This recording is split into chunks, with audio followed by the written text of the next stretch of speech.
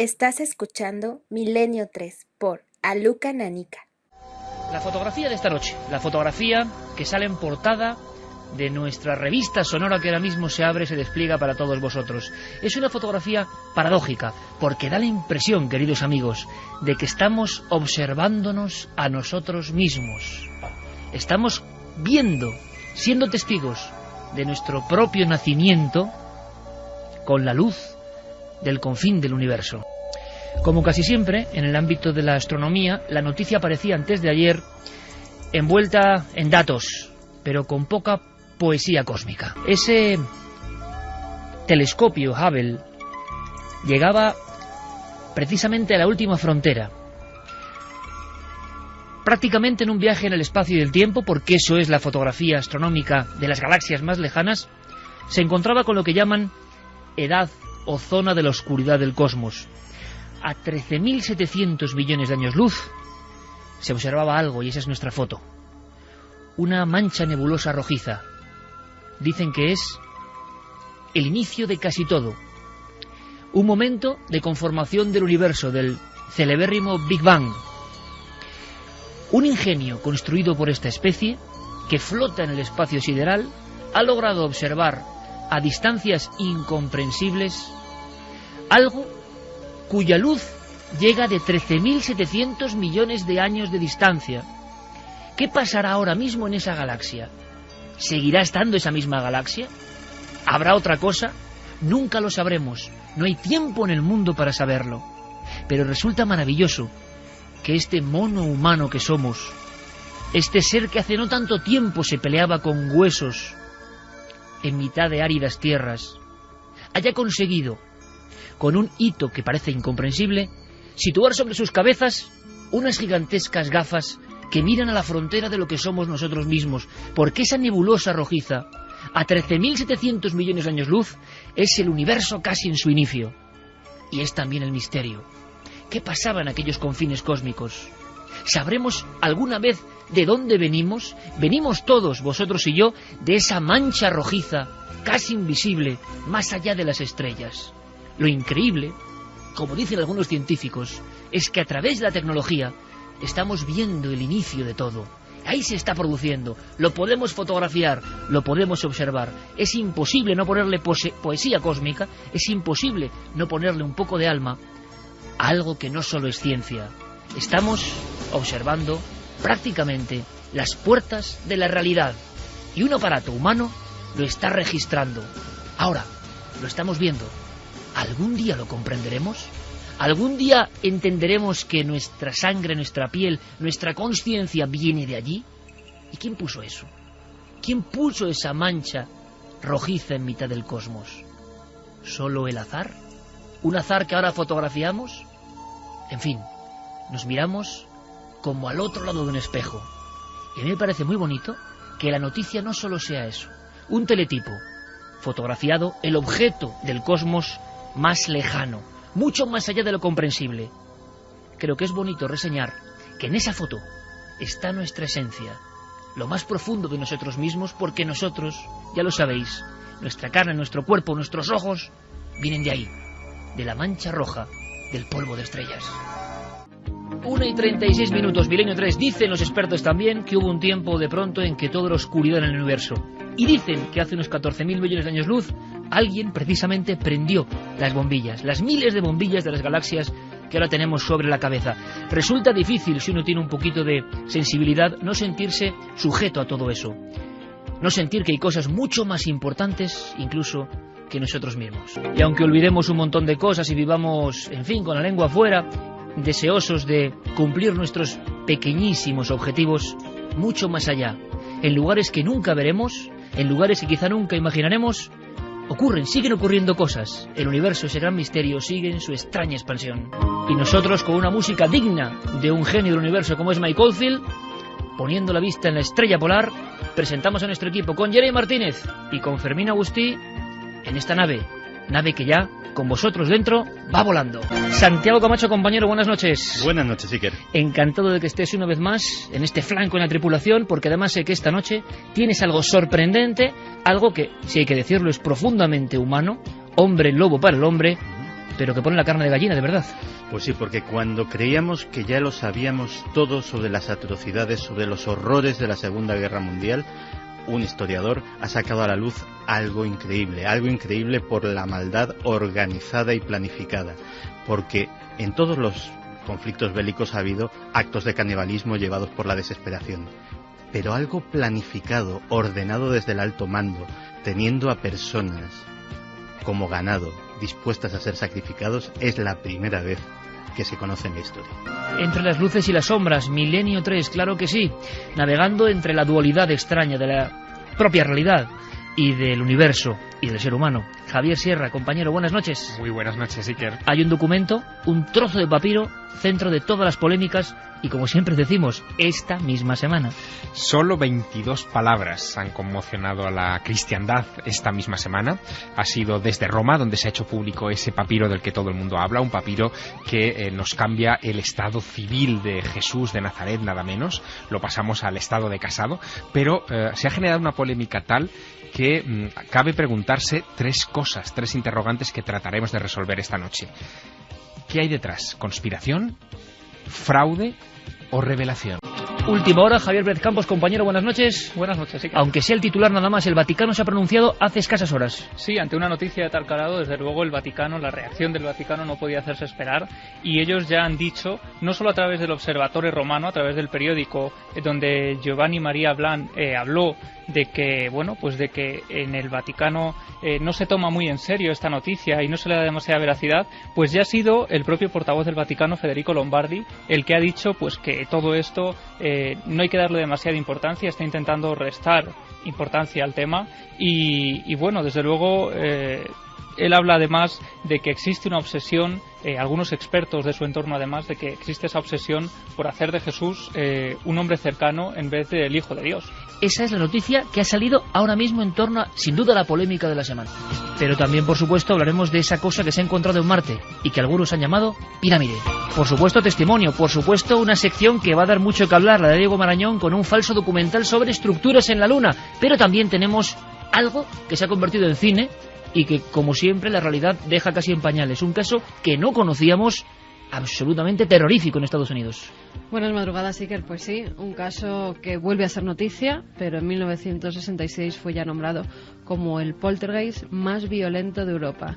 Ahora parece que los fenómenos se han reproducido a raíz del estreno de una película que habla precisamente de una aparición fantasmal en esa casa. En Europa, perdón, el error es mío. Y sin errores, comenzamos. Y como no, lo hacemos, Geray, viajando a Tierra Santa, viajando a una franja de la historia, en concreto al siglo IV. Un siglo convulso, un siglo especial. Allí nos aguarda, nos espera, una historia increíble, contada en unas pocas palabras y que ha salido en toda la prensa mundial. Javier dejaba muy claras las claves. ¿Qué hay detrás de todo esto? Por supuesto, abrimos vías de contacto desde ya, desde este instante. Además, el tema de Jesús lo hemos comprobado, y es por lógica, y más con todos los últimos acontecimientos, la religión, que ha generado cosas buenísimas y también cosas como la sangre en la batalla, hay que decirlo. ¿Tiene que ver esto con la religión o va más allá? Podéis opinar y va a ser muy importante vuestro acento, vuestras cartas, no al director, cartas al programa. Las vías de contacto, como siempre, abiertas. Cartas digitales, claro. Milenio3 con número @cadenaser.com si nos mandan un mail, y también La Nave del Misterio, tanto en Twitter como en Facebook como en Google+, que lo busquen y que nos hagan sus preguntas a través de estas vías, o incluso también sus conclusiones o sus dudas. Por ejemplo, portadas de toda la prensa sacan al mismo tiempo la misma imagen, un trozo, no sé cómo de humilde, no sé cómo de grande, Javier. No parece un documento extensísimo, desde luego, y sin embargo el titular dice: un papiro del siglo IV afirma, aquí viene la bomba, que Jesucristo, que Jesús de Nazaret estuvo casado. Y estamos, Javier Sierra, ya en esa época, en ese momento, o en el momento del hallazgo de este documento. ¿Qué hay detrás, amigo? Qué extraña es la actualidad. La semana pasada dábamos la información de ese vídeo que ha dado la vuelta al mundo y que sigue generando polémica, donde se nos presentaba a un Mahoma humano, a un Mahoma capaz de matar, de violar, en fin, de cometer todo tipo de atrocidades humanas. Y esta semana, la semana siguiente, El afectado es Jesús de Nazaret, donde se nos es presentado en un congreso internacional de estudios coptos que se ha celebrado esta semana pasada en Los coptos en Roma. de fondo también, en un caso y en el otro. Exactamente, los coptos de fondo. Pues en ese documento copto que se presentaba en Roma esta semana se nos dice que Jesús de Nazaret es mencionado como un hombre casado. Lo verdaderamente interesante de este asunto es que toda la polémica en el lado cristiano está centrada en un documento que no es mayor que una tarjeta de crédito, donde solamente hay 22 palabras legibles distribuidas en 8 frases, y en la cuarta línea de ese papiro escrito por los dos lados en caracteres muy borrosos es donde los expertos han encontrado la bomba. Dice textualmente: Jesús les dijo, mi mujer podrá ser mi discípula. En lo peor que me concierne, viviré con ella por... Y ahí se queda. Lo curioso es que no es el primer documento polémico en torno a Jesús, textual, que se corta el momento clave. O sea, como una novela cuya última página hubiese sido fracturada, ¿no? Te doy un dato para pensar en la conspiración, porque este asunto es bien interesante.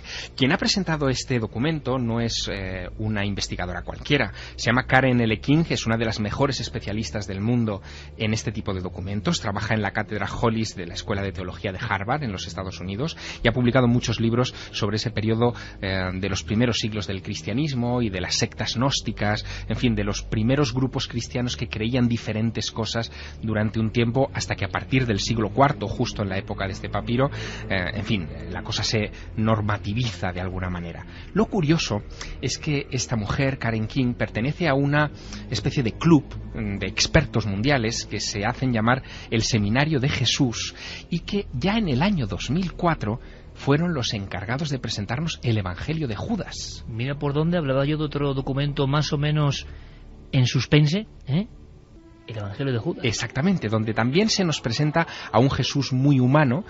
Incluso el propio Ireneo, en su momento, uno de los padres de la Iglesia, arremetió contra este y otros textos de aquella época, porque lo que nos presentaban era alguien muy alejado de la idea de divinidad que nos querían dar otras facciones del cristianismo. Bueno, pues todo eso surge de ese mismo círculo de intelectuales que investigan este tipo de revelaciones y que solamente las dan a conocer cuando, de alguna manera, cimientan esa idea de un Jesús de carne y hueso. Ahora vamos a opinar, porque imagino que todos tenemos nuestra opinión y los oyentes también, que es la más importante.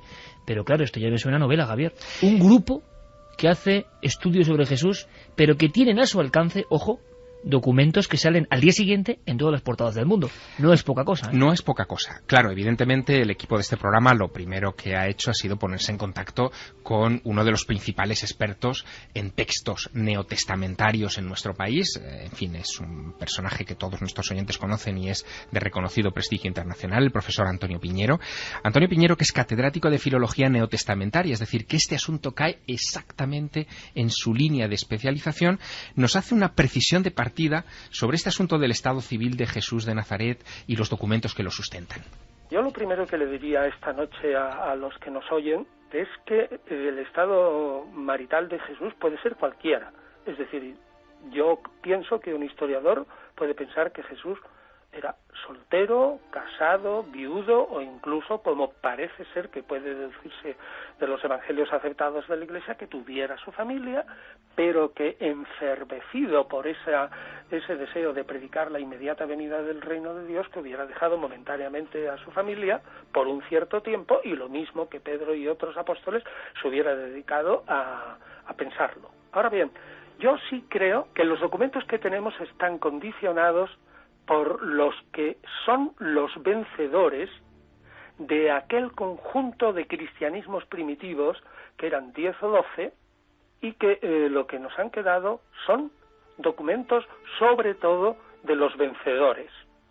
Y los vencedores son los que imponen la idea de Pablo, que recordemos que en 1 Corintios dice que él es célibe, él es un soltero, y dice, como se va a acabar el mundo dentro de un momento, yo querría que toda la gente fuera como yo. Ahora bien, el que quiera que se case. Según Piñero, es perfectamente, por lo tanto, posible que Jesús, en fin, hubiera cambiado de estado civil y se hubiera casado o se hubiera emparejado. En fin, esto es algo que en esa época podría haber sucedido. Pero fíjate, estamos ante un documento ante una pieza de papiro física que han podido investigar estos profesionales de la Universidad de Harvard y que son los que han presentado esta bomba informativa en este congreso en Roma, pero ese fragmento de papiro debe corresponder a algún texto, es decir, debe pertenecer a algún evangelio. ¿Se ha podido identificar a qué evangelio pertenece? Bueno, la respuesta es negativa. No pertenece a ninguno de los textos gnósticos que están investigados. Y la propia profesora Karen King ha propuesto que quizá esto forme parte de un evangelio hasta ahora desconocido. ¿Me estás hablando de otro evangelio perdido? Exacto, que ella ha llamado de momento el Evangelio de la Mujer o de la Esposa de Jesús. Ese sería el título provisional que tendría el Evangelio al que pertenecería este fragmento. Y de eso, Antonio Piñero también nos da un veredicto. Ella propone un título que se ha inventado. Es decir, el Evangelio de la Mujer de Jesús no existe. Yo no lo conozco, no lo conoce ningún especialista. Tú sabes que yo he publicado un libro que se llama Todos los Evangelios. Tiene 82 evangelios. Y aquí no está este. 1:49. Milenio 3, la noticia de la semana. Quizá, junto a otra tan diferente como la pirámide de Marte, dos elementos, dos documentos, uno posiblemente de piedra, otro de papiro, que capitalizan la actualidad. Lo curioso, y me gustaría mucho saber, las primeras líneas, por ejemplo, aunque no digamos textos concretos de lo que dice nuestro público, creen en la noticia, creen que es un fraude, les irrita que se hable así de Jesús de Nazaret, creen al revés en toda esta línea que se abrió sobre todo con el Código da Vinci de un Jesús de Nazaret mucho más humano y quizá con mujer. ¿Se puede intuir algo? No les irritan a ninguno, vamos, aquí no es como en otras culturas, no les irrita que se hable de la figura de Jesús como un hombre casado. Lo que pasa que la mayoría pone en duda la autenticidad de este documento. O sea, se pone un poco en el lado del Vaticano, como decíamos, de prevención. Vamos a ver, hay que saber más. No es solo el Vaticano el que, digamos, está manejándose con pies de plomo en esta historia.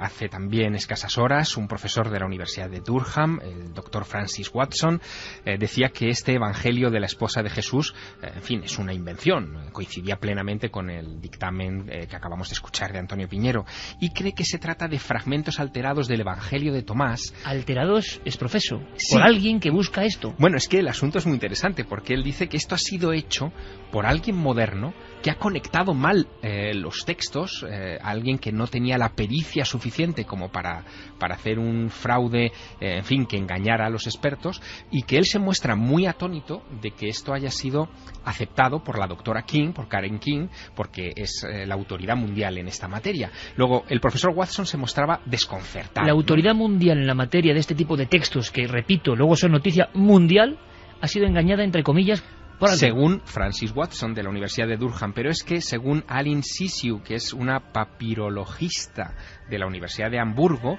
en fin, su impresión es un poco parecida. Dice que la caligrafía no le parece auténtica. Ha hecho unas manifestaciones también hace escasas horas a Associated Press, ya que el documento se ha publicado, como has dicho, en las portadas de, en fin, prácticamente todos los medios de comunicación del mundo, y también pide mucha prudencia.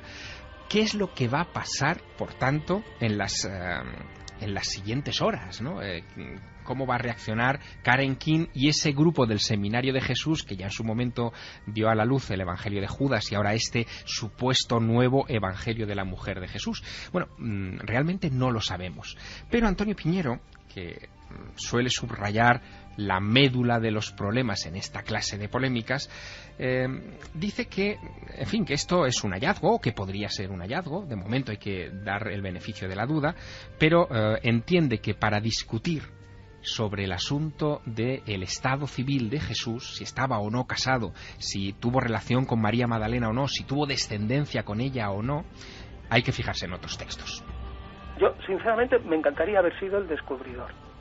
¿Por qué? Porque es un descubrimiento filológico. ¿Sabe lo que nos dice? Pues lo que nos dice es que en el siglo IV en Egipto la gente, los cristianos, tenían dinero para imprimir libros y para pensar sobre algunos temas. Pero yo creo que nada más.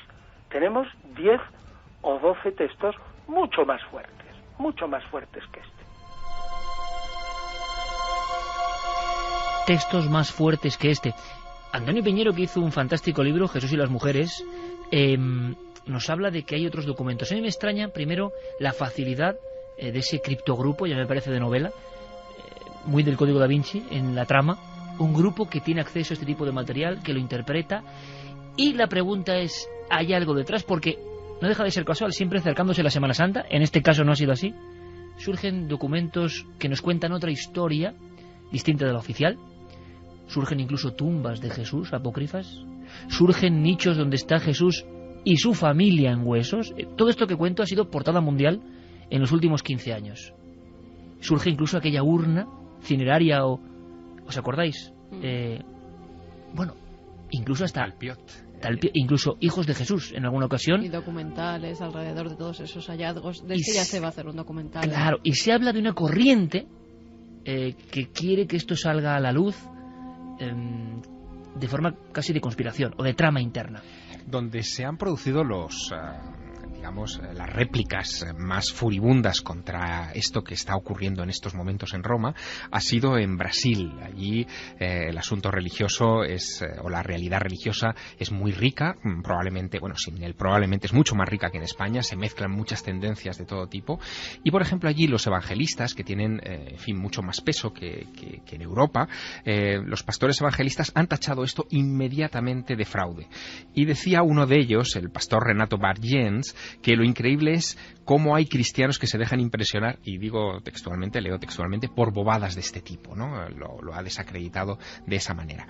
Pero se ha generado un debate muy curioso sobre esta posibilidad de que estemos ante una conspiración intelectual, una conspiración procedente de élites intelectuales protestantes anglosajonas de los Estados Unidos que tratan de, quitarle hierro al asunto de la creencia tradicional católica, sobre todo, que defiende la divinidad de Jesús por encima de todas las cosas. Y fíjate qué curioso, aquí hay una lección subyacente también muy curiosa. Yo no empezaba esta crónica, este repaso por casualidad, comparando lo ocurrido en los vídeos, en el vídeo de la película de Mahoma con este asunto. No lo hacía por casualidad porque mientras que en un lado todo esto ha generado una reacción de violencia y manifestaciones en la calle contra los que se han atrevido a poner en duda la divinidad del profeta, en el resto del mundo, en el mundo cristiano,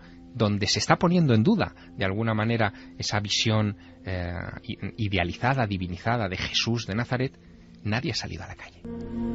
Hay noticia de última hora, por cierto, ahora me la comentas, Javier, que han puesto casi precio a la cabeza del autor del vídeo. Es decir, hay un contraste muy fuerte. Santi, antes tu opinión, estabas escuchando ahí en la penumbra y de conspiraciones se ves un rato, y la verdad es que le pega perfectamente a este mundo. Es tan sencillo hoy en día, tan sencillo, claro, hay que tener el documento, puede ser fraude o no, pero hay que tener el papiro, que se sabe que es del siglo IV. El papiro no es fraude. No, el papiro, lo que es el puede papiro, estar donde está hecho, donde está escrito, no es fraude, es del siglo IV.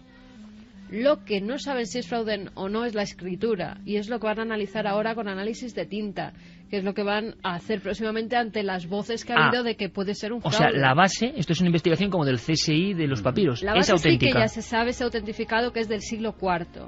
Y ahora lo que tienen que autentificar es que esa tinta con la que se ha escrito es tan antigua como el papiro. Es decir, estamos ante una especie de mapa de Vinlandia redivivo, ¿no? Exacto, porque son muchas las voces que han dicho que es imposible. Santi. Aunque ya desde el siglo III, me parece que hay documentos donde se apunta la posibilidad de que Jesús pudo estar casado. Sí, esa es otra historia, Carmen, gracias por sacarlo, porque esa es otra historia muy interesante.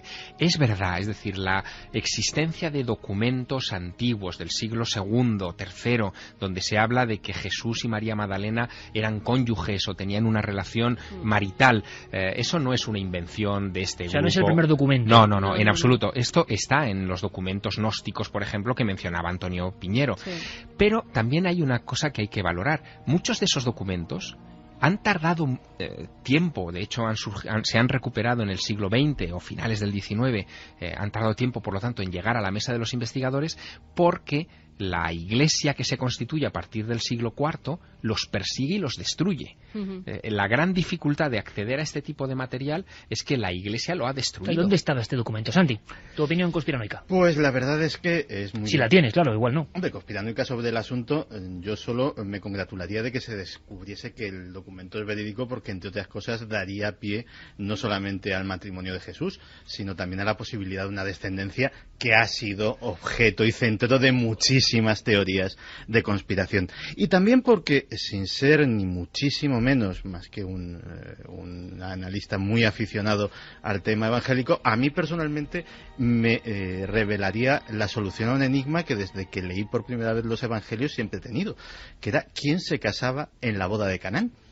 Porque al novio no se le menciona nunca, y a mí siempre me había llamado mucho la atención que si Jesús era un simple invitado allí, ¿por qué llega su madre, que también estaba presente, y le dice que se está acabando el vino? Oye, pues no es asunto mío, no me voy a poner aquí a convertir agua en vino en la boda de otro.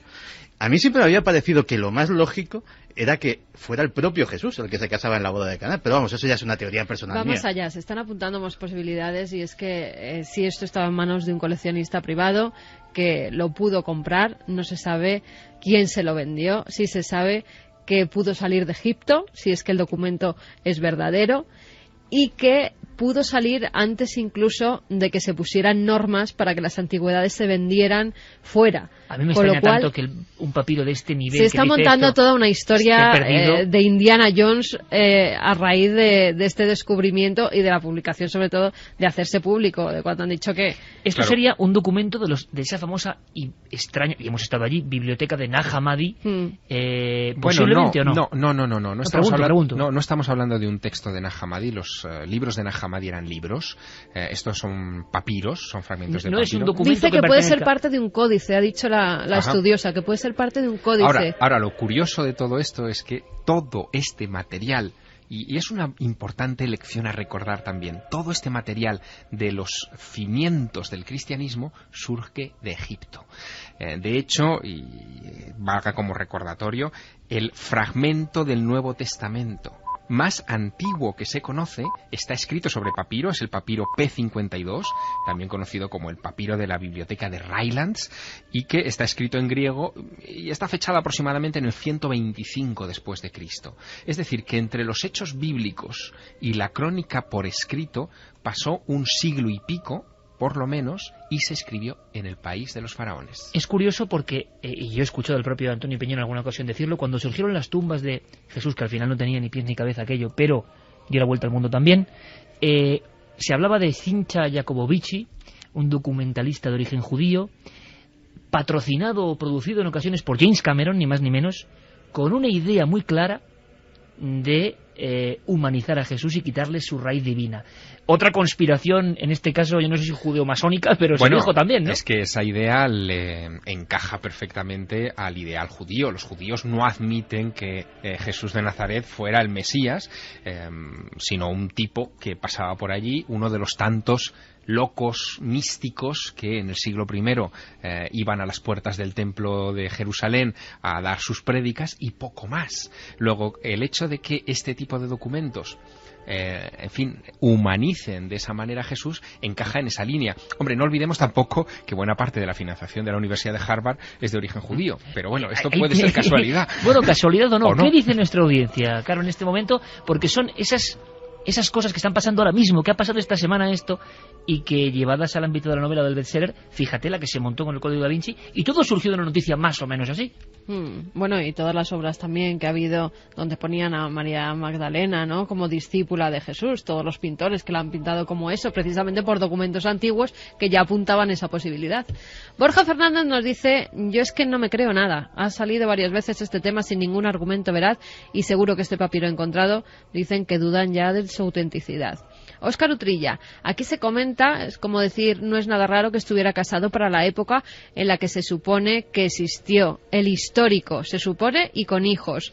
Otro ya es lo que nos han vendido la Iglesia, que eso sí que no me lo creo, y como ya he dicho, de descubrirse que en efecto existió y que estuvo casado y con hijos, su negocio se viene abajo. el de la Iglesia. Esa teoría también, bueno, no sé. Buenas noches, milenarios. Si aun siendo hijo de Dios, la Iglesia nos ha dicho históricamente que Jesús vivió sus 33 años como un hombre mortal, no veo por qué no podría haber sido un hombre casado. Ni le doy veracidad ni se la quito al papiro encontrado, y creo que casado o no, lo que no le quita relevancia es la figura de Jesús como tal, nos dice Carlos desde Lorca. Buenas noches, milenarios, seguimos con lo mismo. Sea cierto o no, creo que poco importa, más a excepción de dogmáticos o de creyentes muy férreos, con respeto. Nos olvidamos a menudo del contexto histórico en el que vivió, tampoco el origen társico de los que escriben ese documento casi 400 años después. Si se duda acerca de la vida y origen de alguien tan cercano en el tiempo como Colón, hace 1500 años... más son unos cuantos. Bueno, es que si se aceptara que Jesús estuvo casado, para la Iglesia el asunto sería, en fin, delicado, porque ¿qué hacemos con el celibato? Vamos a hacer una cosa, enseguida vamos a viajar a Marte, enseguida vamos a marcharnos al espacio exterior para saber algo de esa pirámide. El Vaticano, como decíamos, no dice fraude, dice que hay que quitarle importancia, pero tampoco se ha atrevido a dar un veredicto sobre este papiro. Son cosas como que le pillan siempre a contracorriente, y en un principio no se había pronunciado. Ahora luego siempre analizan la cuestión y dicen algo. Sí, a través, sobre todo, bueno, primero fue el director del observatorio el que dijo que había que tener cautela y que además había un auténtico comercio de documentos falsos, entre los que podría incluirse este. Esto es interesante. Auténtico comercio de documentos falsos hoy, de reliquias históricas, digamos, documentales. Alguien que te hace un documento falso no te lo hace con un papiro del siglo IV. Vete a saber. Es que un papiro del siglo IV vale. ¿Vale tanto? Sí, es una rareza. Es una rareza total. Que no, yo pregunto. Vamos a ver, un papiro, a ver si hay algún experto en papiros que nos diga cuánto vale un... Un papiro, después de pasados tantos siglos, es una planta. Sí. No se mantiene tan indemne como esto. Algunos se conservan, los que han sido guardados para que se conociera la historia que estaba allí escrita, sí que son los que se han conservado mejor, pero los papiros normalmente, la mayoría, además si vemos en las subastas de antigüedades, la mayoría están muy perjudicados. Este no parece tan deteriorado, por lo menos en la imagen, parece que tiene, bueno, está compacto y es curioso, se entienden bastante bien los términos, ¿no? Por lo menos en la fotografía, que ahora seguro cualquiera de nuestros oyentes puede acceder a ella a través de Internet. Más cosas que ha dicho el Vaticano. Ojo con ese comercio, lo dejamos ahí, me parece muy interesante. En este caso, Giovanni María Vian, del observatorio, aseguraba también, o teorizaba, que podría tratarse de un evangelio apócrifo, y él lo llamaba así, y decía que no podía darse ninguna respuesta mucho más allá. Y luego algunos expertos que rodean al Vaticano, como por ejemplo el experto biblista Agustín Gizcak, dice que este tipo de documentos lo único que pretenden es reavivar el fantasma de libros y de novelas como el Código da Vinci. O sea, vuelve a mencionarse. Una vez más sale ese nombre. Como un fantasma un poco oscuro, ¿no? Sí. Y bueno, así como te comentaba al principio, el portavoz del Vaticano, Federico Lombardi, dice que no se cree nada de este tema y que bueno, que habrá que esperar un poco para ver qué dicen los estudios, pero en principio el titular es: el Vaticano y diversos expertos no creen en la autenticidad del papiro de Jesús casado. Bueno, lo dejamos ahí de momento, puede haber una conspiración o no, es noticia de la semana y estamos acostumbrados a que surjan documentos de todo tipo, aunque también hay que decir que lo interesante de la figura de Jesús quizá no sea que estuvo casado, que no estuvo casado o dónde estuvo, sino lo que dijo, ¿no? También puede ser si interesante, es que lo dijo. También puede ser interesante la figura de María al lado de Jesús. Bueno, pues es un tema desde luego y desarrollar. Si influía en él para hacer determinadas cosas o no, yo creo que sí que es muy interesante. Por lo menos podemos cerrar esta noticia diciendo que la profesora Karen King de la Universidad de Harvard no va a ver su cabeza puesta a precio. La noticia que dan los periódicos mañana, en la edición del domingo, es bastante sorprendente. Un ministro pakistaní ha puesto precio a la cabeza del director de la película de Mahoma. Va a pagar $100.000 a aquel que lo mate. Esto lo ha dicho un ministro pakistaní. Esto lo ha dicho... O sea, la vida de un hombre vale $100.000. Exacto. Para Ghulam Ahmed Bilior, titular de ferrocarriles del gobierno de Pakistán, vale $100.000 la cabeza del asesino. Tienes la página del Mundo de mañana, ¿no? La página del Mundo de mañana con un destacado que es sorprendente. Dice: asesinaría con mis propias manos a ese blasfemo. Luego que me detengan. Esto lo dice el ministro, ¿eh? Y, en fin, por lo menos la profesora que ha sacado este documento no tiene esa especie de espada de Damocles, ¿no? Ahora, ¿en qué mundo vivimos también, eh? Y no van a hacer nada con este ministro.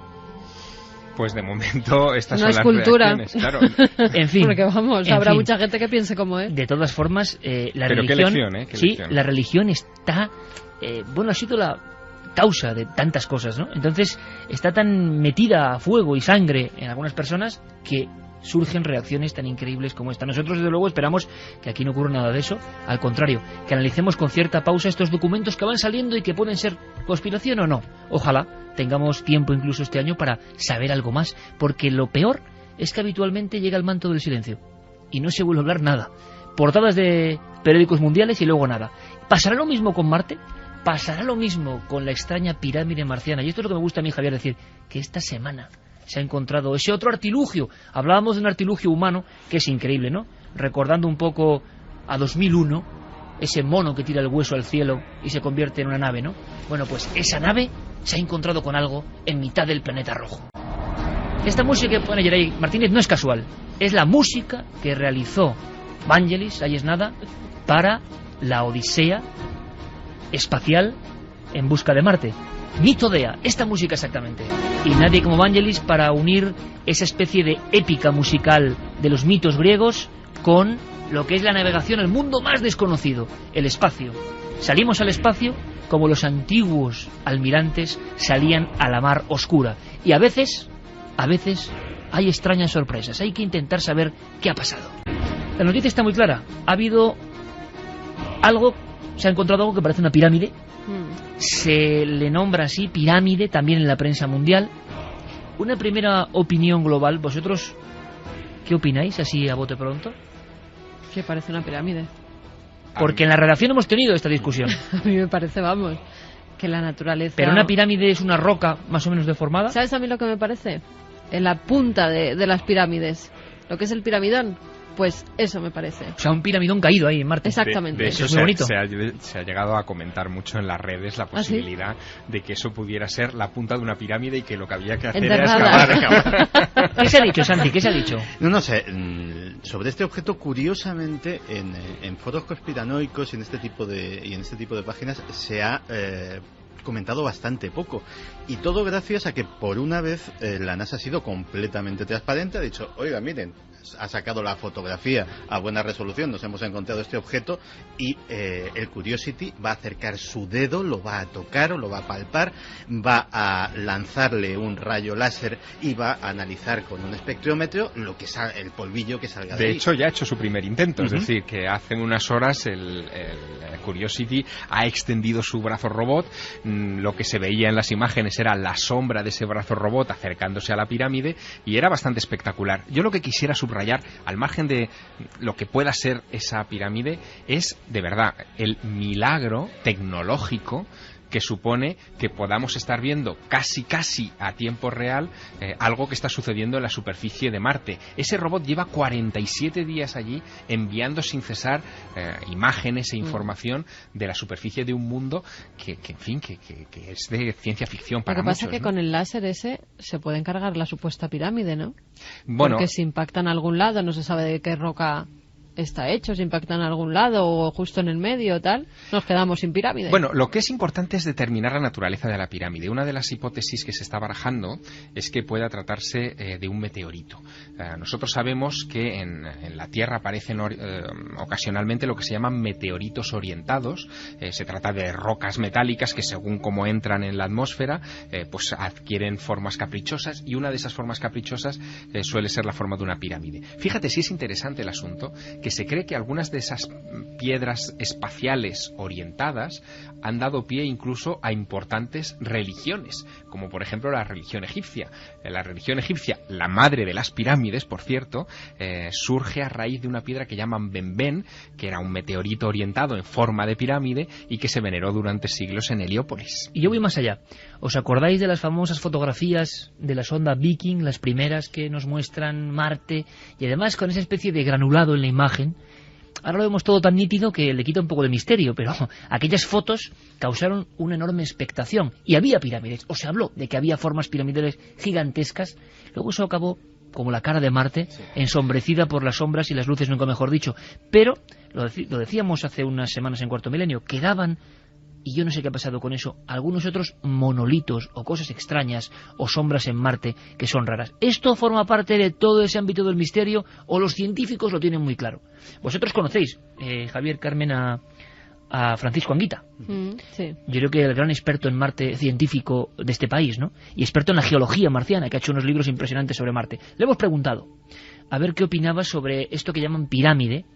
Y hombre, yo creo que él reflexiona y desde luego no puede negar que es un hecho curioso. Vamos a ver qué nos cuenta.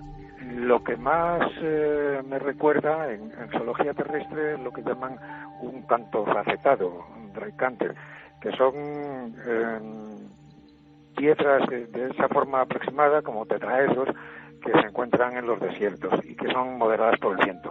Yo he visto muchas, por ejemplo, en el desierto de Australia. Lo raro es el tamaño, porque los que yo conozco tienen, pues yo qué sé, 5 o 7 centímetros de dimensiones, y esto tiene como unos 25 centímetros, según he leído. Y por otra parte se suelen encontrar en grupos grandes, de manera que no aparecen aislados como este, sino en congregaciones. Parece como si tuviera una dureza superior a la del terreno, porque precisamente por eso tiene esas caras planas. Yo creo que es algo de producto eólico, es decir, erosión por el viento. Erosión por viento, dice el máximo especialista en España del estudio de los enigmas geológicos de Marte. Parece que no se ha encontrado con grandes misterios de momento, y este puede ser el primero, ¿no? El primer encuentro con algo que no casa muy bien. Y vuelve de inmediato, en las redes y en el inconsciente colectivo, el amor eterno por Marte y sus misterios. Y yo no sé si se acoplan nuevas conspiraciones. Lo que me sorprendió es saber, por ejemplo, que esas fotos tan extrañas del célebre monolito, pero este gigantesco, del año 2009, Santi, y tú me lo comentabas, sigue sin resolverse eso. Y a mí eso, valga la redundancia de nuevo, no me parece muy normal que una cosa de ese tamaño no se sepa lo que es en el planeta rojo. A nivel de conspiración rara en Marte es lo más extraño ahora mismo. No esta pirámide, sino las fotografías del 2009 de origen soviético. Posiblemente sean de las más extrañas, pero yo creo que se han fotografiado y se han analizado cosas más extrañas. ¿Más extrañas? Más extrañas. Hace unos años, analizando imágenes de la sonda Mars Global Surveyor, un equipo de investigación húngaro llegó a y lo publicó en varias revistas científicas, a una conclusión sorprendente, y era que lo que se reflejaba en esas fotos, en las que aparecía un inmenso mar de dunas salpicado por lo que parecía, echándole un poquito de imaginación, arbustos, montones de arbustos, como puede pasar en cualquier desierto de la Tierra, eran realmente arbustos o algún tipo de forma de vida vegetal. ¿En qué se basaban? Pues en que la Mars Global Surveyor, lógicamente, hace varias fotos de las mismas zonas en diferentes épocas del año. Y descubrieron que estas formas cambian estacionalmente. Cambian de tamaño, cambian de color, cambian de forma y no solamente lo hacen de una forma lineal, sino de una forma cíclica. En cada estación marciana tienen un color diferente a lo que correspondería casi a la vegetación terrestre en nuestras estaciones terrestres. Y eso es posiblemente ahora mismo una de las mayores controversias de todas las fotografías de Marte. 2:16, y han pasado más cosas, compañeros, en Marte. Puede que se encuentre vida dentro de un tiempo. Y lo digo así porque da la sensación de que hay un principal sospechoso. Y un sospechoso muy humano. ¿Queréis saber lo que ha pasado? Lo escuchamos. Se ha sabido esta semana, el vehículo robotizado Curiosity, que en estos momentos recorre Marte, ha viajado al planeta rojo con uno de sus componentes sin esterilizar. La noticia la desvelaba el diario Los Angeles Times y ha dado la vuelta al mundo porque, de confirmarse, significaría que hemos contagiado a Marte con microorganismos terrestres. El alcance de este incidente aún está por calibrarse. De momento, sabemos que el factor contaminante es el taladro que lleva incorporado este robot y que ha llevado a uno de los portavoces de la Sociedad Planetaria de Pasadena, Bruce Betts, a quejarse amargamente. ¿No sería trágico?, se ha preguntado Betts, si alguna expedición llegara a descubrir vida en Marte solo para más tarde encontrar allá en realidad la vida de la Tierra. Sí, pero la vida de la Tierra, ¿cómo? Hemos empezado con una cuestión de novela, con el papiro de Jesús, muy de bestseller, y esto también. ¿Os imagináis, amigos? Nuevas expediciones en el futuro y microorganismos o virus que cómo han vivido y sobrevivido allí.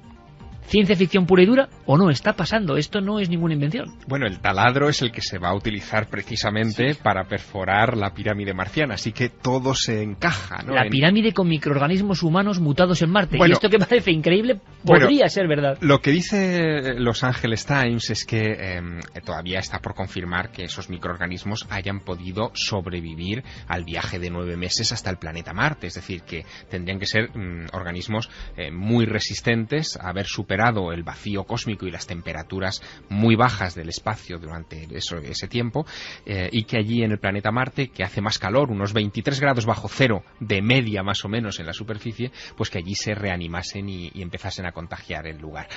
Hombre, esto tiene muchas lecturas, ¿no? La lectura más fantasiosa, pero también más intrigante, nos conecta con una idea que surgió en los cuentos, en los libros de ciencia ficción de los años 40, que hablaban de cómo terraformar planetas, ¿no? Es decir, si de repente Marte, que es un mundo seco, nosotros lográramos contagiarlo con microorganismos, con algas, en fin, con elementos que fueran poblando poco a poco su superficie y fueran generando una atmósfera, al cabo de unos cuantas decenas de miles de años tendríamos una Tierra 2 donde poder establecernos.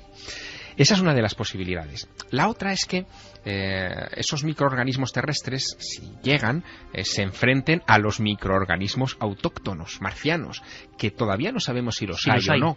De hecho, y esta es otra de las conspiraciones que podríamos poner sobre la mesa esta noche, recordando al planeta rojo, ahí está todavía por, en fin, vindicar o por condenar los experimentos del doctor Gilbert Levine, que en 1976, con las naves Viking, hizo una serie de experimentos en la superficie del suelo marciano que fueron ambiguos.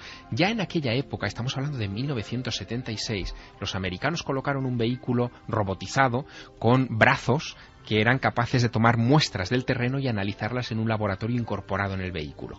El experimento consistía básicamente en inyectar una serie de elementos químicos, unos nutrientes, al suelo y ver si producían alguna reacción. Esto se hizo en el 76. En el 76. Y hubo emisiones de metano como resultado de esa mezcla. Pero el metano solamente se puede provocar por reacciones biológicas, pero aquello por alguna razón fue muy discutido, no estaban del todo seguros y los experimentos se dejaron en suspenso. El propio doctor Levine cayó en una depresión terrible y emprendió una campaña contra la NASA diciendo que estaban silenciando la prueba de que habían encontrado vida extraterrestre, y esa polémica ahora, con los nuevos experimentos de la Curiosity, podría reactivarse. Qué alucinante historia, porque hay quien piensa que es el futuro próximo, el siguiente viaje cósmico para esta humanidad, que es capaz de cargarse, lo decíamos aquí, incluso un planeta que no es el suyo. Si esto ocurre, los virus, en fin, son tenaces. Es que como especie somos de lo que no hay, somos capaces de cargarnos un planeta en el que todavía no hemos puesto el pie. O sea, esto yo creo que no, ya va a ser difícil de superar. Y es posible, no es ciencia ficción. Es más, en España siempre Marte ha generado una especial fascinación. Hemos tenido grandes escritores sobre el tema de Marte, como Marius Jaguet y tantos otros, ¿no? Poetas del cosmos que escribían de ovnis, escribían de cosas y vinculaban de alguna manera la aparición de misterios con Marte. Se hizo la famosa línea Bayona-Vichy de los años 50, programando en las observaciones ocurridas sobre territorio francés y español con las llamadas bienales de Marte o aproximaciones de Marte a la Tierra o menor distancia. Pero hay más, y hay cosas muy bonitas, que ahora que estamos en Marte, podemos decirlo, estamos en un programa de radio y estamos sobre Marte en el 2012, y está pasando ahora mismo, y estamos contando cosas. Pero Javier Pérez Campos, en una especie de clip de hemeroteca, trae algún titular que nos va a hacer sonreír o no lo sé, o estremecernos, o con cierta nostalgia recordar cosas que sí que salieron negro sobre blanco. Marte siempre presente en la prensa española y con cosas de verdad singulares. Bueno, una primera muestra de la arraigada que tenemos la creencia de posible vida en Marte es que en muchos de esos recortes se hace referencia a los extraterrestres como marcianos. Marciano es un sinónimo, es que se ha quedado así para siempre, extraterrestre, ¿no? Y fíjate, tenemos aquí una joya de papel de La Vanguardia, 27 de mayo de 1882. Es uno de los primeros recortes en los que se empieza a hablar de teorías que relacionan esa vida con el planeta rojo. Dices 1882. 1882. El titular dice Canales en el planeta Marte. Y en él se explica cómo los especialistas, los expertos que llevan varios meses mirando con el telescopio hacia el planeta rojo, han estado observando una serie de curiosidades, como por ejemplo, pues ellos hablan de unas masas brillantes en los polos de Marte que relacionan o que dicen que podrían ser grandes cantidades de hielo. Pero que luego se ha de demostrado nieve. que no estaban tan equivocados. Desde luego, se ha encontrado agua en Marte, y fíjate, en febrero de este año. Es decir, es que perdemos un poco la perspectiva de las Sí, noticias. pero que estos los llamaban locos, Sí, ¿eh? pero Los que decían agua y canales, bueno, mira, Schiaparelli. Sí, pero mira. Y luego hay algo Pero parecido a canales. Sí, pero es que en febrero de este año, la Mars Express, otra de las naves que tenemos en el planeta rojo, dando vueltas continuamente sobre la superficie de ese lugar, encontraba sedimentos que demostraban que hubo océanos en Marte y que hay agua bajo el subsuelo. Y esto es un dato de hace Yo he apenas unos escuchado meses. a científicos de talante muy escéptico decir que eso era imposible hace apenas 10 años. Y ya en el año 82 del siglo XIX, en La Vanguardia se decían cosas como esa. ¿Qué más cosas, Javier? Siempre a la vanguardia. Ellos además teorizaban con algo, y es que cuando en uno de los polos aparecían esos bloques de color blanco que decían que era hielo, en el otro no aparecía absolutamente nada, y viceversa. Entonces, de esta forma, parece que afianzaban que allí había estaciones igual que en la Tierra, y que por eso se producían esas diferentes apariciones de manchas blancas. Y a verlas las hay, o sea, también se adelantaron en eso. Pero, por favor, La Vanguardia, 1882.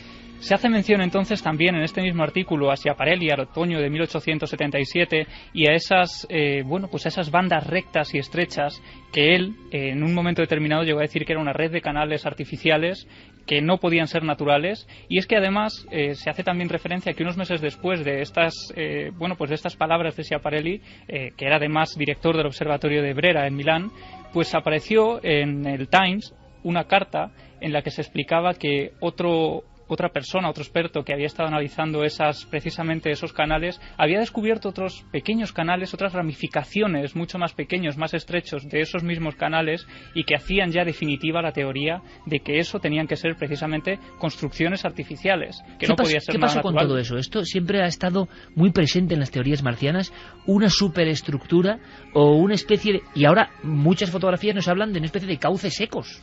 Pues básicamente lo que pasó es que cuando llegaron las naves Mariner, que fueron los primeros ingenios humanos en alcanzar Marte, y que mandaron apenas unas pocas fotografías de la superficie, pues se vio que allí esos canales brillaban por su ausencia, no estaban. Probablemente tenía que ver la visión de esos canales con la refracción de la atmósfera, es decir, nosotros vemos Marte a través de nuestra atmósfera, se produce una alteración dependiendo de las capas altas de la atmósfera de lo que se observa a través de un telescopio, y aquello llevó a error, a ese interesante pero lamentable error a los astrónomos del siglo XIX. Pero esos canales han tenido unos dignos herederos, que son los llamados actualmente tubos gusano. Los tubos gusano han sido también detectados por la Mars Global Surveyor, están fotografiados en diversas ocasiones y nadie sabe lo que son.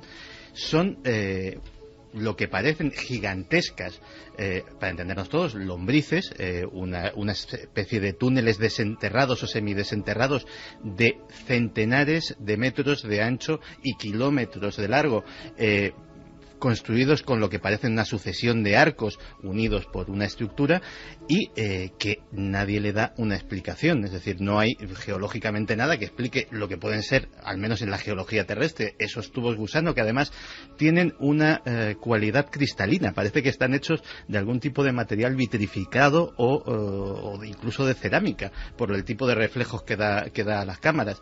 Y es otro de esos enigmas marcianos que todavía no se han resuelto. Hay quien piensa que Marte fue un lugar donde la vida fracasó, que llegó a haber vida, que llegó a haber vegetación, que llegó a haber un mundo parecido a la Tierra, y que tenemos que fijarnos muy bien en el ejemplo de esa mancha rojiza en mitad del cosmos, porque es quizá el futuro, ojalá no, de nuestra especie y de nuestro ecosistema. Vamos a acabar con viajes a Marte, pero ya verás qué interesante. Javier, viajes a Marte como algo que iba a ser realidad y que casi se anunciaba, no sé si en los años 60-70 en España.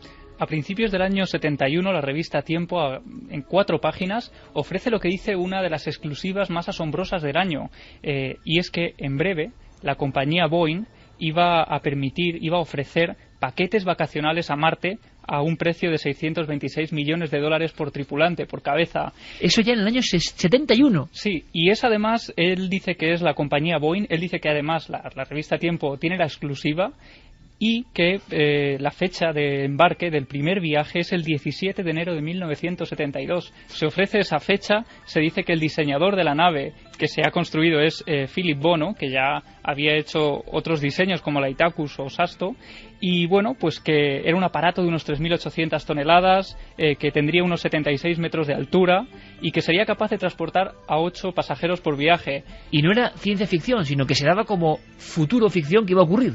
Era algo como auténtico, y la frase con la que se inicia el reportaje dice: cruceros intersiderales en las mejores condiciones de seguridad y confort. Siempre hemos querido estar en Marte, pero hay novedades de ultimísima hora, Javier. Hay novedades. Mañana se inaugura en Madrid el 7º Congreso Europeo de Ciencias Planetarias, donde se van a reunir 600 científicos de todo el mundo para hablar precisamente de lo que está sucediendo en Marte y en otros puntos de nuestro sistema solar. Vamos a estar atentos porque se van a presentar desde mañana hasta el viernes que viene 900 ponencias. 900 conferencias. ¿Es posible? Sí, porque son la mayoría de ellos trabajos técnicos muy breves que remiten después a información técnica que se repartirá en ese congreso. Pero es curioso que precisamente ahora se concentren los científicos planetarios del mundo en Madrid. Es la primera vez que se hace este Congreso de Ciencias Planetarias en Madrid, y se va a hablar precisamente de Marte, donde la estrella va a ser la Curiosity. Y la pirámide, seguro. Sí, y la pirámide sin duda. Y también se van a repasar cosas que han pasado esta semana y que, si me permites, a mí me han dado mucho que pensar. Esta semana el Curiosity nos hacía llegar también una fotografía, en realidad es una autofotografía, en la que aparecía una placa donde se veía la firma de 9 personas, entre ellas el presidente Obama y el vicepresidente Biden, de los implicados, digamos, en poner ese robot en Marte. Pero la reflexión es la siguiente, Iker. Estamos perdiendo cierto espíritu de exploración del espacio, porque esa placa, a diferencia de otras placas famosas anteriores que han viajado en otras naves, no tiene texto. Es una placa simplemente con las firmas, burocrática. No, es el ejemplo del tiempo que nos gobierna ahora mismo. Exacto. O sea, a diferencia, por ejemplo, del disco de oro de las Voyager, con sonidos con músicas, de la Tierra. Sonidos de delfines, saludos en diferentes idiomas. O, por ejemplo, las placas de la Pioneer 10 y 11, que fueron las primeras que se enviaron al espacio. Con el hombre y la mujer, impresionante. Exacto, indicando nuestra situación en el cosmos como un saludo pues a los posibles extraterrestres. Pues es lo que pasa, Javier, que se ha perdido esa maravillosa, para algunos ingenuidad, eso pero es lo que yo he capacidad pensado, sí, de emocionarse. Y uno ve el dibujo el mensaje de Arecibo y ve que los científicos no tienen ningún reparo en decir: este es nuestro planeta, por si alguien en algún tiempo, en algún confín del universo, se encuentra con esa tarjeta de visita y es capaz de interpretarlo. Están, y lo que mandan es un saludo con la firma.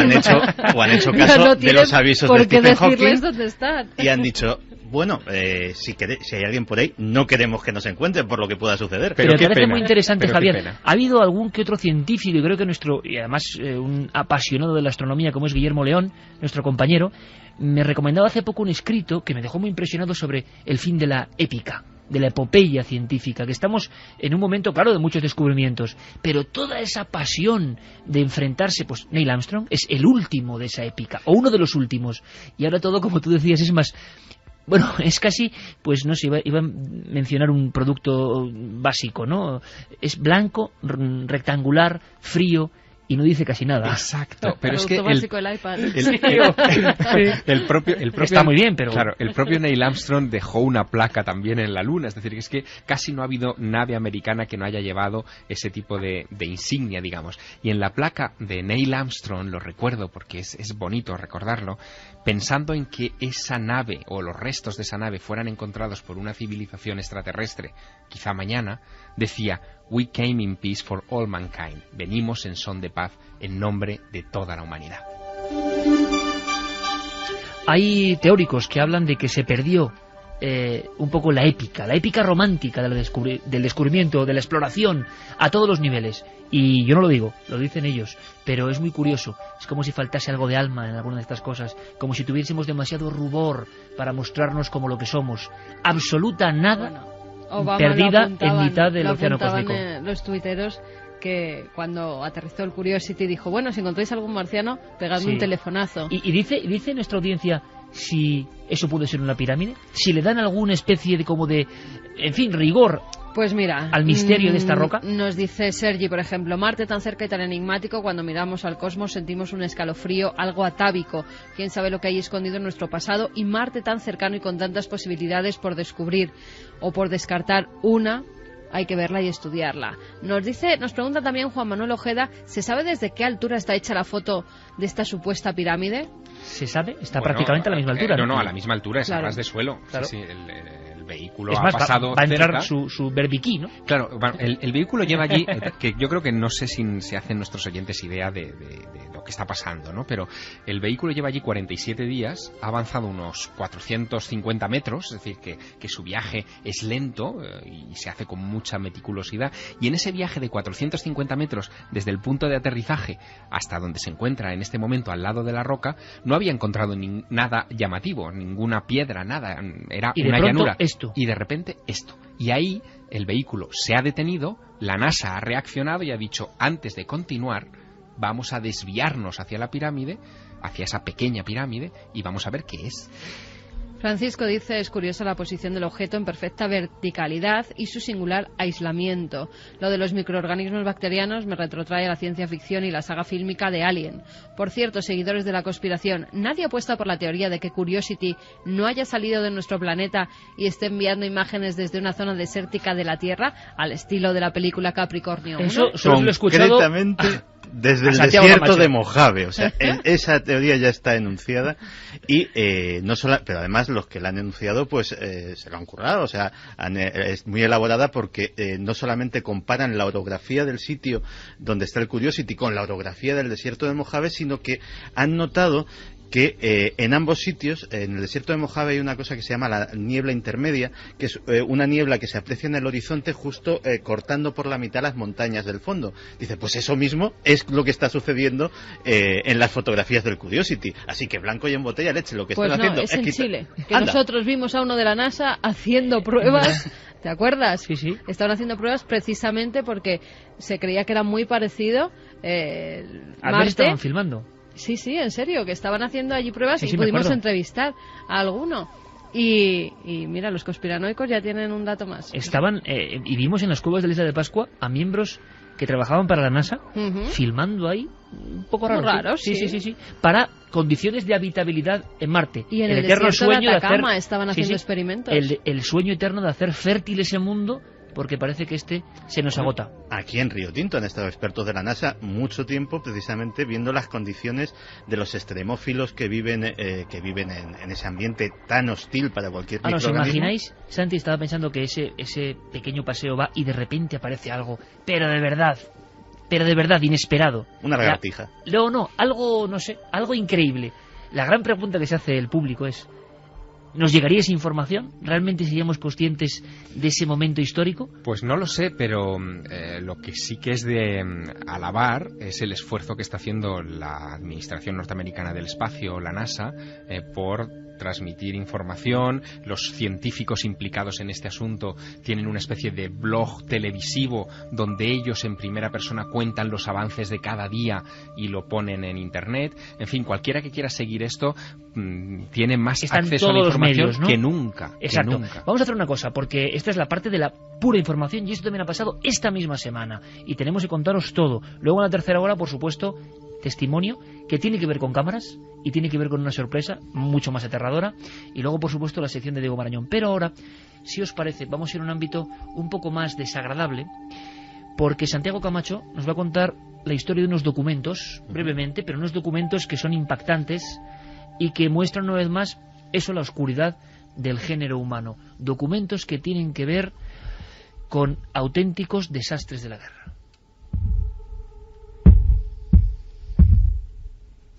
Anthony Beevor es posiblemente en la actualidad uno de los más prestigiosos historiadores de la Segunda Guerra Mundial.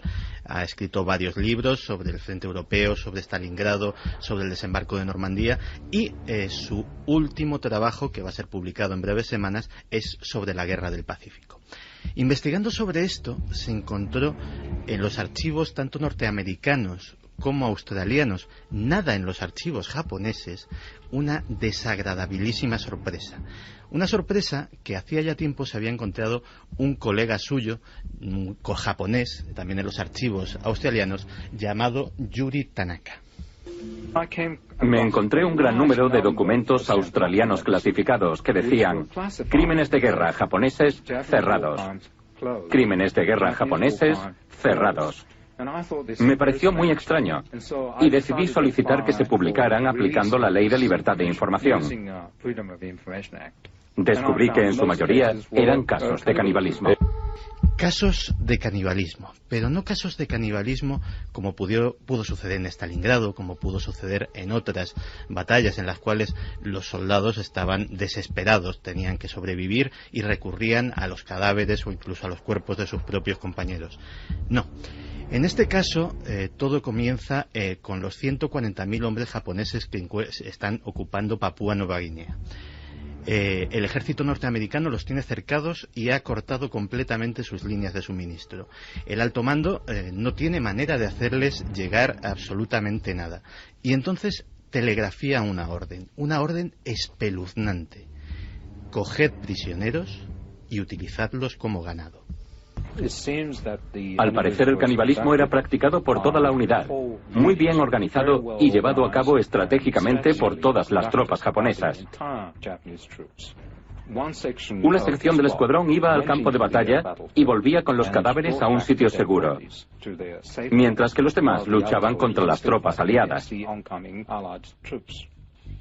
Luego mutilaban los cadáveres y se cocinaban. Después, rápidamente, los japoneses se retiraban, retrocedían. Imagínate el escenario de pesadilla. Igual que durante el Holocausto se programó la muerte de millones de personas, aquí se practicó una carnicería humana sistemática, un matadero de seres humanos destinados a la alimentación de un ejército de cientos de miles de soldados. Las imágenes atroces que pudieron suceder solo las conocemos a través de los testimonios de los escasísimos supervivientes de un bando y de otro. Los japoneses, algunos, se han atrevido a hablar, como es el caso de Sadahishi Imanishi, que nos cuenta parte de lo que vivió en aquel frente. No diré que no hubo canibalismo. Una vez vi a un soldado que llevaba el brazo de un muerto. Lo cargaba encima. Los demás le gritaban: dame un poco de eso. El soldado que llevaba el brazo dijo: ¿cómo voy a compartirlo con vosotros? ¿Sabéis lo que me ha costado conseguirlo? Los soldados hambrientos insistieron mucho. Le decían: danos al menos los dedos. Y el soldado cortó los dedos y se los arrojó a los otros. Pero desde Tokio el telégrafo seguía funcionando y seguía dando instrucciones porque había que no solamente hacer este macabro comercio, sino magnificarlo y hacerlo cada vez más eficiente. Entonces se llegó a la técnica más atroz de todas. Los soldados, los prisioneros, eran conservados, atados como animales de granja y se les cortaba la carne vivos. No se les sacrificaba hasta varios días después. La razón, puramente lógica, puramente técnica. Así intentaban mantener una fuente de alimento. Cuando se mata a una persona, la carne se estropea. Por tanto, mantenían con vida a los prisioneros el mayor tiempo posible. Luego, al día siguiente, cuando aún seguía vivo, se le extraían los órganos internos para cocinarlos. Finalmente, el horror terminó llegando al colmo.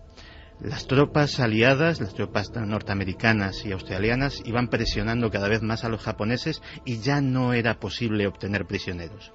La orden final era muy sencilla: comeros a vuestros propios compañeros. Los documentos de los archivos australianos muestran que los soldados de Australia encontraron no solo los restos mutilados de soldados aliados, sino también de soldados japoneses. En la mayoría de los casos, los japoneses se comían a sus camaradas que habían muerto en combate o por enfermedad. Pero en casos extremos, se mataban los unos a los otros.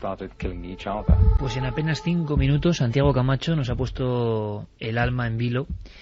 Repito, vías de contacto en Twitter y en Facebook, La Nave del Misterio, todo eso coordinado por Guillermo León, que son nuestras únicas vías en las redes sociales, y milenio3 con número @cadenaser.com, porque seguramente para la tercera hora habrá opiniones sobre esto tan espantoso. Yo estaba escuchando a Santiago y me venía en la mente, y no sé bien por qué, o sí sé bien por qué, esos grabados mucho más allá del espanto, porque hay algunas cosas que están más allá de la frontera última del horror y que tienen cierta enseñanza. Me estaba imaginando los desastres de la guerra de Goya, con cuerpos mutilados y la expresión durísima del pueblo y de los soldados, porque Goya, y esto se dice poco, no dibuja solo a unos soldados invasores que machacan al hombre llano y a la mujer del pueblo, también con la pluma de un genio, con el sentir especial de este gran pintor, dibuja al pueblo aprovechándose de alguna reyerta y matando a un soldado, y la expresión del mal es idéntica. Goya no distingue buenos y malos como luego hay lecturas políticas y demás. Goya hace un retrato de lo más hondo del mal humano y es el primer gran autor que lo plasma de esa forma. Claro, Santi ha contado esta historia y esto puede ser un fragmento de 5 minutos de Milenio 3, pero yo creo que nuestra biología nos impide concebir que hubo una persona viva colgada en uno de esos ganchos que le estaban cortando la carne de verdad. Es decir, hubo alguien que nació, hubo alguien que fue concebido quizá con amor y que vivió y que acabó ahí. Y entonces llega el horror máximo e incomprensible. ¿Cómo la realidad permite esto? Y cómo el ser humano siempre tiene un nuevo peldaño para dejarnos sin habla, ¿no? Esta especie, o el poder, o la necesidad de satisfacer lo más primario, es tan brutal que se acaba en esto. Los documentos, eso me faltaba por decirlo, los documentos fueron cuidadosamente ocultados por los gobiernos tanto norteamericano como australiano y no han salido a la luz hasta ahora porque consideraron que el sufrimiento para las familias de los fallecidos y de los desaparecidos en la Guerra del Pacífico podía ser tan tremendo que era muchísimo mejor mantener toda esta historia oculta y que, bueno, no, hasta ya pasados muchísimos años, hasta ahora, que no saliera a la luz. Nos sorprende el género humano siempre. Parece que lo hemos escuchado todo, ¿no?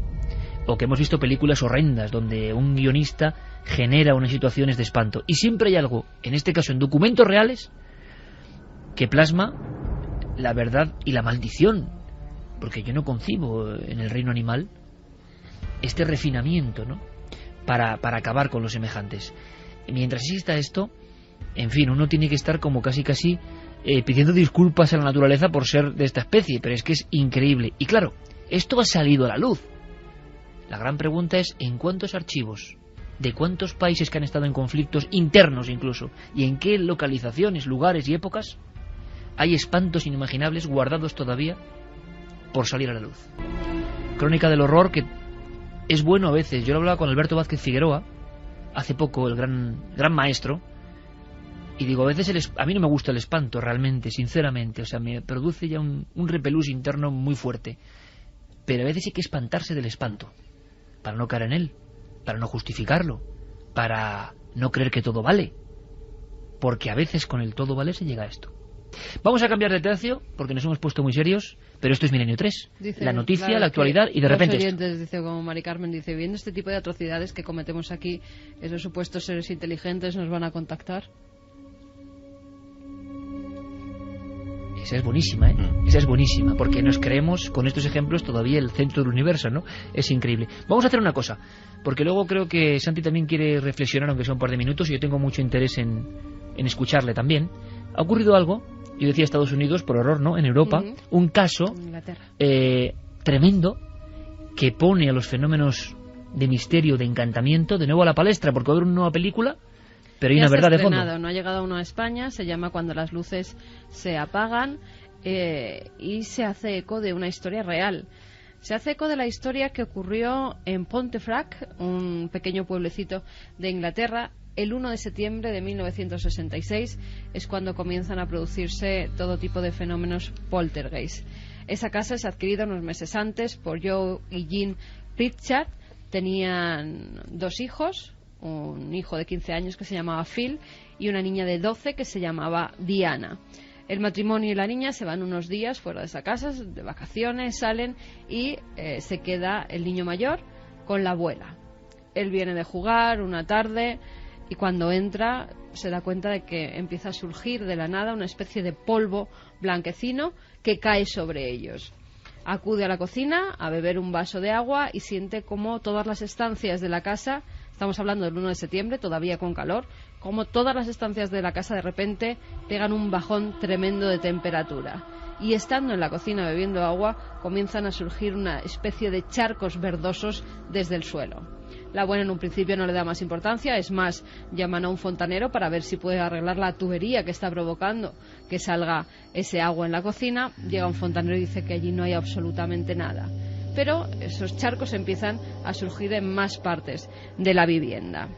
Esa misma noche, cuando ya se iban a subir a las habitaciones a dormir, un mueble muy pesado, con numerosos cajones, de repente se desplaza delante de ambos y la abuela decide irse esa misma noche a casa de unos familiares cercanos. Cuando vuelve el matrimonio, le cuentan el episodio que ha ocurrido. El padre, sobre todo, no le da mayor importancia, era muy escéptico, pero al cabo de los meses empiezan a vivir ya todo tipo de cosas. Sábanas y mantas que de repente cuando se acuestan alguien parece tirar de ellas, fuertes golpes en las paredes, fotografías que aparecen rasgadas como por una cuchilla, siempre de la familia, además las fotografías, cuadros y marcos que salen volando literalmente delante, no solo de ellos, sino también de vecinos, curiosos, familiares que iban porque no se creían lo que allí estaba ocurriendo. Cuando ya deciden poner cartas en el asunto llamando a un sacerdote de la Iglesia Católica es cuando Diana, la niña de 12 años, estando todos en la sala de estar, parece ser cogida por una mano invisible del cuello, tanto que esa mano deja la marca, y de la Rebeca que llevaba, y la empieza a arrastrar literalmente por las escaleras. El padre y la madre van detrás de ella, parece que lo que la arrastra tiene una fuerza descomunal y acaban todos al final cayendo por esos escalones. Es entonces cuando llaman al sacerdote, este empieza a bendecir la casa y parece que los fenómenos, en vez de apaciguarse, van a más.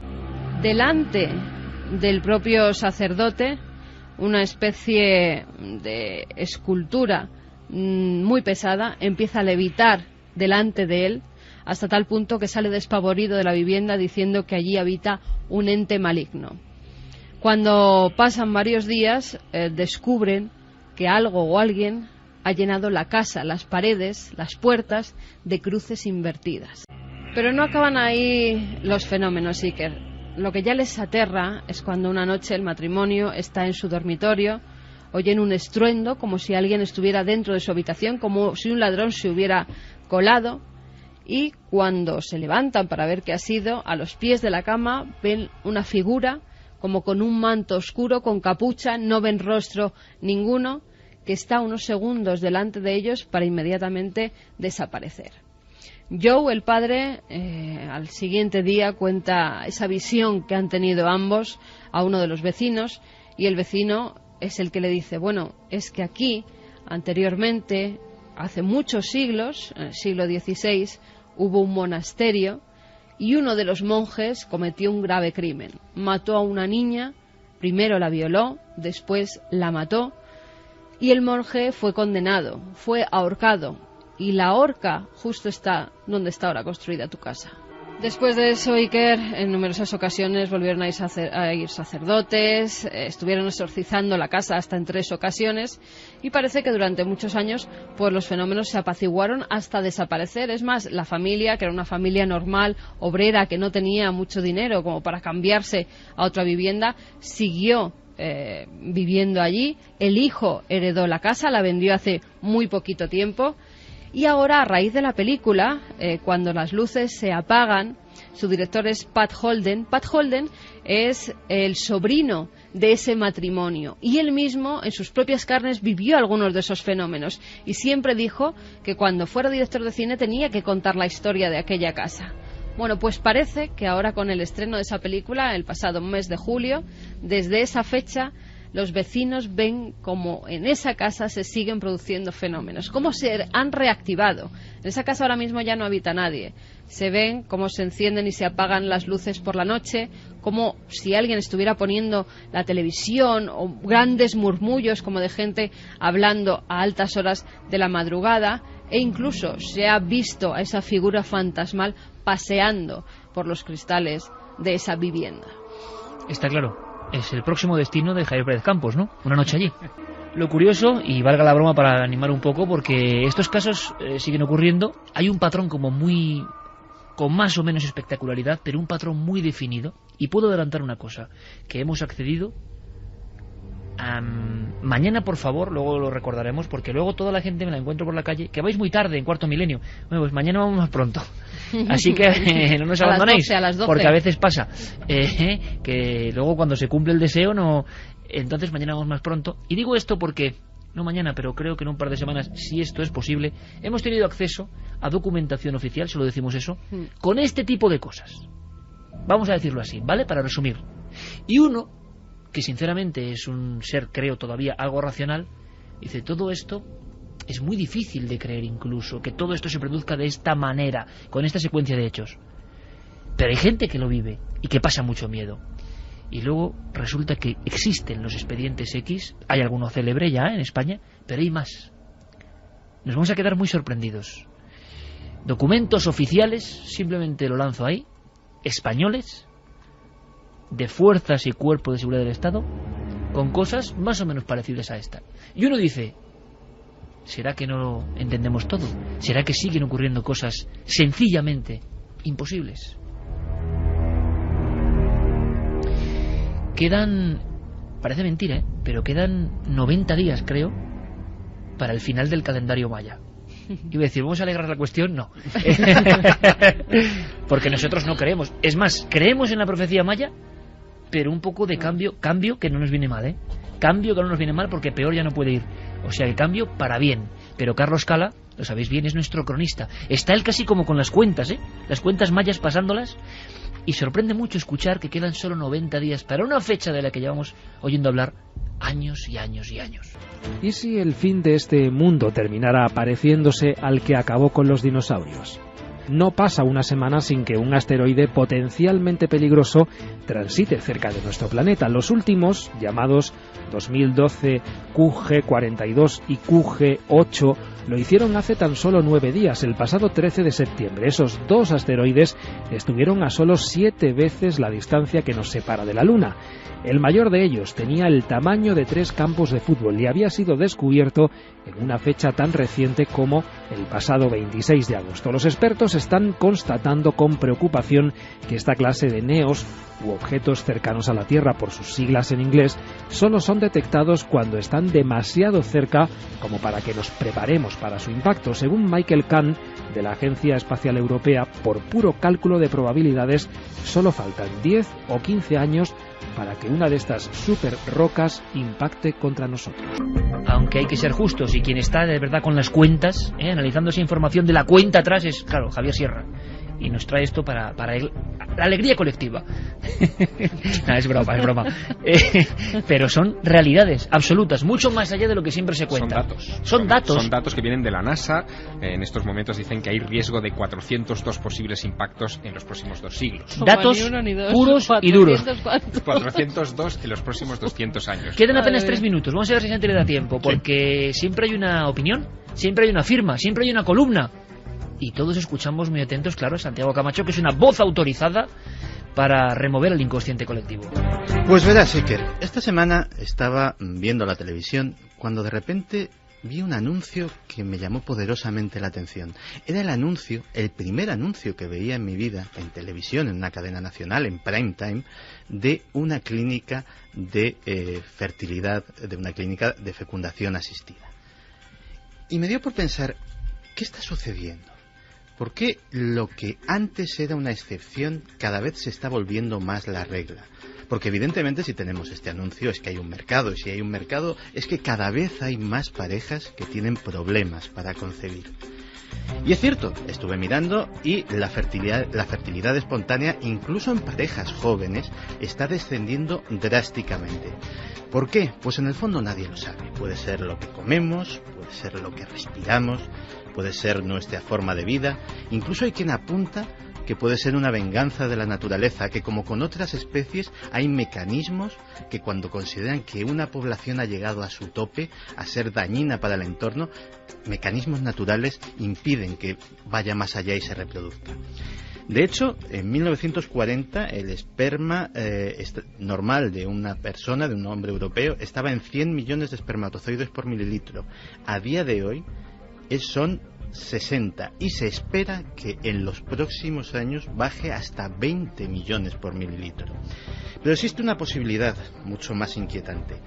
Multitud de think tanks, multitud de organizaciones están hablando de la necesidad de despoblar este planeta. Y de hecho, las propias Naciones Unidas han practicado lo que se llaman políticas antinatalistas. ¿Forma parte una cosa de la otra? ¿Están relacionadas? No lo sé, pero lo cierto es que hay muchas parejas que están esperando un regalo que parece no llegar. Es un lujo hacer este periódico sonoro con columnistas como Santiago Camacho y como Javier Sierra. Compañeros, hasta la próxima semana con toda la información trepidante de lo que casi nadie cuenta. Un abrazo y hasta dentro de 7 días, amigos. Aquí hasta la próxima. Y ahora, por supuesto, como es de ley, toda la información, todas las noticias con nuestros compañeros de los servicios informativos. Y después nosotros venimos con la otra hora especial de Milenio 3.